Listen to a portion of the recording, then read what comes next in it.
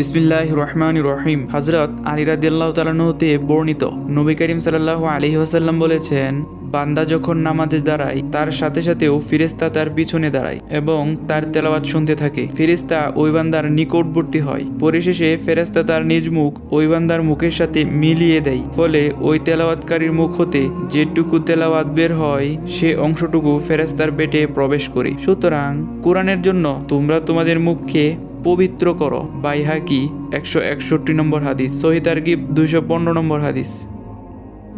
রাসূল সাল্লাল্লাহু আলাইহি ওয়াসাল্লাম বলেছেন, পবিত্রতা বা পরিচ্ছন্নতা ঈমানের অর্ধেক। সহিহ মুসলিম। নিশ্চয়ই আল্লাহ পবিত্র, তিনি পবিত্রতাকে পছন্দ করেন। তিনি পরিচ্ছন্ন, তিনি পরিচ্ছন্নতাকে পছন্দ করেন। সুনানে তিরমিজি।